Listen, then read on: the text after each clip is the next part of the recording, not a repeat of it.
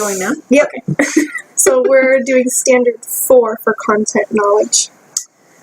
Okay, so the lesson that we watched was a review of the rules after coming back from 2 weeks of vacation. Yep. So going off of that, for the first standard that they wanted a grading on was representations and explanations. Is it? Oh. Yeah. Sorry. No, you're good. So I gave you a 4 on that. I said that you always give students multiple ways to grasp concepts. You verbalize, you give the examples, you allow time for them to verbalize and have student talk and practice. And then you had like a culminating activity at the end where they got to show what they knew on the board, and it was kind of individual students. So I feel like that's a lot of different ways for them to gain the concept that you're wanting them to get at the time. So, building on students' prior knowledge. Well, this was kind of all about building on their prior knowledge, you know, with having a review of what they needed to do. So, sorry, it's updating and it keeps doing that. I'm so sorry. It's messing up. Yeah, no, I think it's fine, but it's just updating. So anyway, I feel like in this lesson it was really easy to build on that because that's what it was kind of all about. They know the rules, and the conversation, like, as that reminder, was super important. So I gave you a 4 on that as well. It seemed like you know, going through, like, if any of the kids said something that weren't rules that we, you know what I mean? It was like squashed fairly quickly and like, oh no, remember this, or, you know, kind of going back and forth. So I felt like it was a fine job of that, and going off of the book that you were using to kind of refer to was a neat idea, because it was like reminding them of like, oh, this is what we should not do.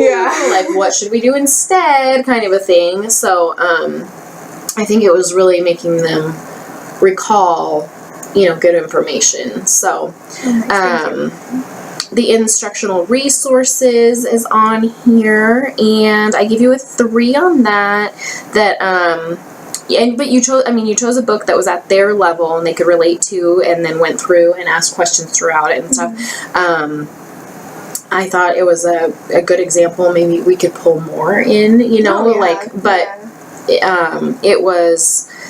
thought it was set up great for them.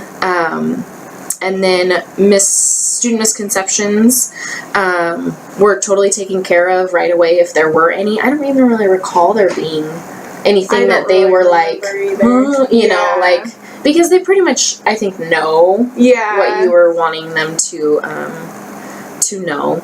And then the technology for instruction, there wasn't really any use in that, so I know we're supposed to kind of ask like what you would do if you use technology instead of giving the incomplete. I probably would do the Mimeo board, and I know that there's some like games that go with that book, No David, that I could pull from. Okay. The thing that's hard right now is that I don't have that pin. We're still waiting on that to come through, so it's not interactive right now. So that's like the hang up with that. Like, if it was an interactive experience, then I could do that, but since it's not, because I found a couple of games, but it's the pin that you need. But I could have them sort things too, or like draw a line, you know, like, because that's what I do a lot now. Since I don't have the pin, is I'll put a projection up there, and then they can like draw lines to like connect different ideas. So we could do something like that where or we could even color code. I've had them do that before too, where they like a yellow is no, maybe, or that kind of thing. So that's a good idea. So we could do something like that too, so that it's different than what I was doing, but still ties into the rules and all that. No, I like that idea, and I will try to email tech.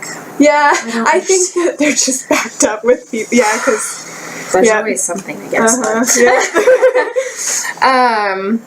And then the academic language. Oh, I thought it was like really cool that you were having them practice the things like asking for a hug, a high five. Oh, you know what I okay. mean? Like, not that it's necessarily academic language, but it is kind of like at school. It's a different like expectation than they would have at home. Yeah, you know, that came up.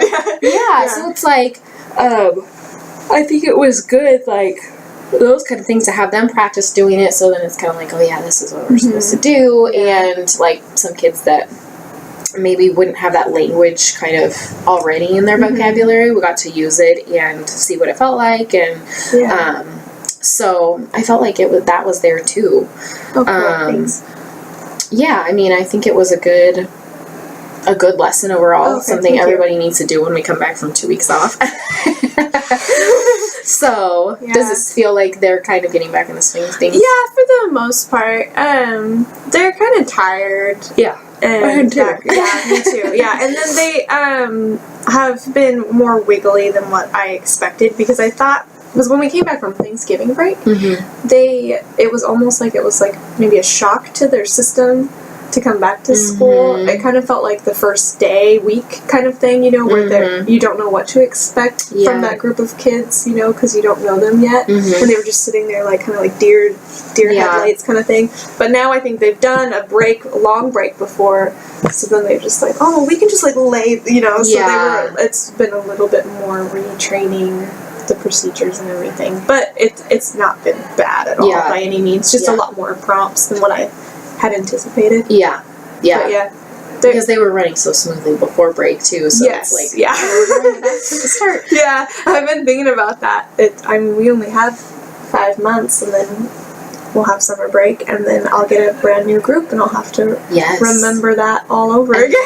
Babies compared to the ones that leave you. It'll be fun but sad, you know. All that. Totally. Okay. Well, I thought it was okay. Well, thank you. The perfect use of time and the day back, and so awesome. Thanks.